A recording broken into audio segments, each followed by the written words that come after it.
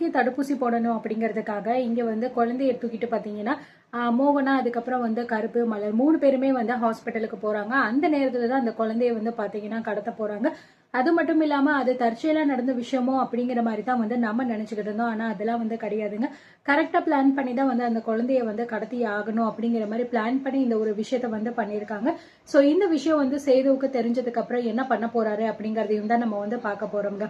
இவ்வளோ நாள் வரைக்கும் அந்த குழந்தை பிறந்ததுல இருந்து அந்த சேது பார்த்தீங்கன்னா ஒரு தடவை கூட அந்த குழந்தைய வந்து தொடவே கிடையாது, தூக்கவும் கிடையாது. ஸோ அவ்வளோ தூரம் வந்து மனசுக்குள்ள வந்து தான் புள்ள அப்படிங்கிற ஒரு உணர்ச்சி இருந்துச்சு அப்படின்னா கண்டிப்பா இந்த விஷயத்த பண்ணியிருப்பாரு. ஆனா எதுவுமே அவர் வந்து பண்ணவே இல்லை. இப்போ வந்து பாத்தீங்கன்னா குழந்தைக்கு வந்து தடுப்பூசி போடலான்னு கூட்டிட்டு போயிருக்கிற அந்த இடத்துல வந்து ஒரு வயசான பாட்டி மூலமா பாத்தீங்கன்னா அந்த குழந்தைய வந்து கடத்திடுறாங்க. ஒரு கூடைக்குள்ள வச்சுட்டு கொண்டு போயிடுறாங்க. இதனால குழந்தைய காணோம் அப்படிங்கிற மாதிரி வந்து ஹாஸ்பிட்டல்ல உள்ள நர்ஸும் வந்து சொல்லிடுறாங்க.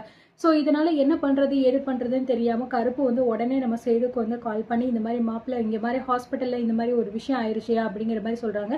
என்னம்மா என்ன ஆச்சு, எதுக்காக இப்படி பண்ணிக்கிட்டு இருக்கா, அழுதுகிட்டு இருக்கா அப்படின்னு கேட்கும்போது குழந்தைய காணாம மாப்பிள்ள, குழந்தை காணாம போயிடுச்சு அப்படிங்கிற மாதிரி வந்து சொல்லிக்கிட்டு இருக்காங்க. என்னையா மாமா சொல்லிக்கிட்டு இருக்க அப்படிங்கிற மாதிரி வந்து சொல்றாங்க.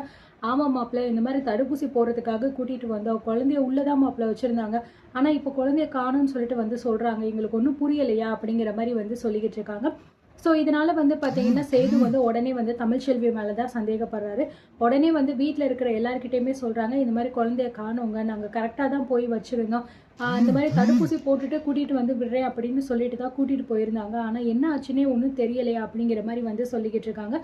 எப்படி மோகனா, அது எப்படி வந்து ஹாஸ்பிட்டலில் உள்ள குழந்தை காணாமல் போகும், நாங்கள் எல்லாம் சிசிடிவி கேமராலெல்லாம் செக் பண்ணிங்களா அப்படிங்கிற மாதிரி வந்து கேட்குறாங்க.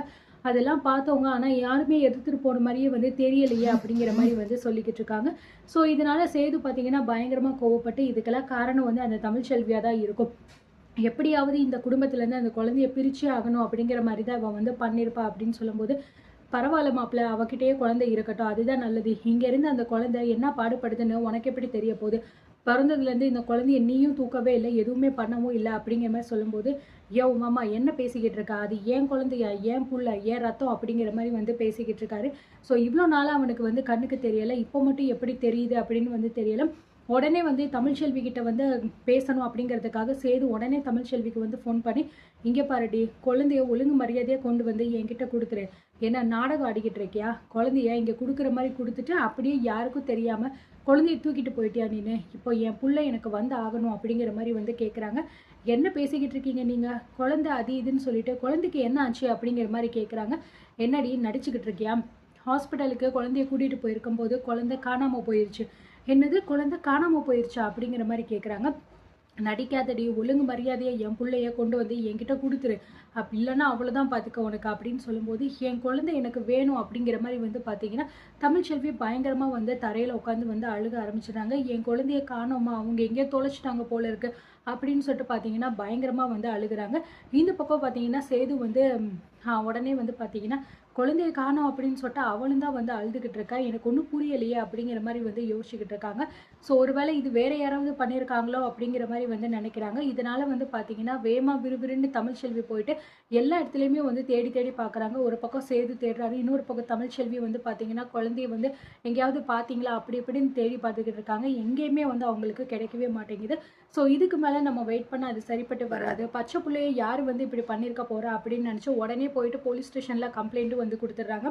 இந்த மாதிரி வந்து குழந்தைய காணாமல் போயிடுச்சு, ஹாஸ்பிட்டலில் தான் கூட்டிகிட்டு போயிருந்தோம் தடுப்பூசி போடுறதுக்காக, அப்போ வந்து திடீர்னு வந்து நர்ஸு குழந்தைய காணும்னு சொல்லிட்டாங்க, ஆனால் அங்கே இருக்கிற சிசிடிவியில் செக் பண்ணி பார்த்தோம், யாருமே எடுத்துகிட்டு போன மாதிரி எங்களுக்கு தெரியலை, எங்களுக்கு எங்கள் குழந்தை வேணும் அப்படிங்கிற மாதிரி போயிட்டு வந்து சொல்கிறாங்க.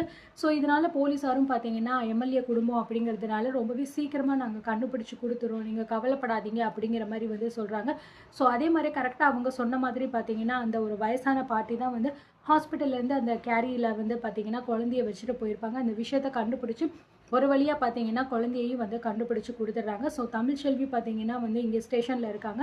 ஸோ அவங்க கையில் குழந்தை இருக்குது, இந்தாங்கம்மா நீங்கள் வந்து உங்கள் குழந்தைய காணும்னு சொல்லிட்டு கம்ப்ளைண்ட் கொடுத்துறீங்கல்ல, கிடச்சிருச்சுமா அப்படிங்கிற மாதிரி வந்து கொடுத்துருக்காங்க. ஸோ அந்த நேரம் வந்து சேதுபதி, மோகனா, அதுக்கப்புறம் ராஜாங்கம் எல்லாருமே வந்து விறுவிறுன்னு இங்கே ஸ்டேஷனுக்கு வராங்க. யோ சார், எதுக்கு இவ கையில் வந்து குழந்தைய கொடுத்தீங்க, எனக்கு என் குழந்தை வேணும், என் குழந்தைய ஒழுங்காக நீங்கள் வாங்கி கொடுத்துருங்க சார், இது ஏன் குழந்தை அப்படிங்கிற மாதிரி வந்து கேட்கும்போது, இங்கே பாருங்கள் சார், அவங்க குழந்தைய காணும்னு சொல்லிட்டு கம்ப்ளைண்ட் பண்ணியிருந்தாங்க, குழந்தை கரெக்டாக வந்து விசாரித்து கண்டுபிடிச்சி கொடுத்துட்டோம். இது உங்கள் வீட்டு விஷயம் சார். அதை நீங்கள் இங்கே உட்காந்து பேசிக்க வேண்டாம். எதுவாக இருந்தாலும் நீங்கள் வெளியில் போயிட்டு யாருக்கு குழந்தை வேணும் அப்படிங்கிறத பேசி நீங்கள் முடிவு பண்ணிக்கோங்க சார். எங்களுக்கு வேறு வேலை இருக்குது, தயவு செஞ்சு நான் சொல்கிறேன்னு கோச்சிக்காதீங்க அப்படிங்கிற மாதிரி சொல்லிடுறாங்க. ஸோ இதனால எல்லாருமே வெளியில் வந்துடுறாங்க. வெளியில் வந்துட்டு சேது வந்து சொல்கிறாரு, இங்கே பாருடி, ஒழுங்கு மரியாதையாக என் குழந்தைய கொடுத்துரு. என்னடி பயங்கரமாக வந்து ட்ராமா பண்ணி நீயே குழந்தைய கடத்துகிற மாதிரி கடத்திட்டு இப்போ வந்து குழந்தைய வந்து கண்டுபிடிச்சி கொடுத்துட்டாங்க அப்படிங்கிற மாதிரி நினச்சி வந்து அந்த குழந்தைய நீயே வாங்கிட்டு போயிடலான்னு நினைக்கிறியா? அது கனவுல கூட நினைக்காதுடி. இது ஏன் குழந்தை, என்கிட்ட குழுடி அப்படின்னு சொல்லிட்டு பார்த்தீங்கன்னா குழந்தைய வந்து பிடுங்கிறதுக்காக வந்து வரப்போகிறாரு. ஸோ இதுக்கப்புறம் தமிழ்ச்செல்வி என்ன பேச போகிறாங்க, உண்மையிலேயே இந்த குழந்தைய கடத்தினதுக்கு யார் காரணம் அப்படின்னு கண்டுபிடிக்க போகிறாங்களா இல்லையா அப்படிங்கிறது பொறுத்து இருந்து பார்க்கலாம்.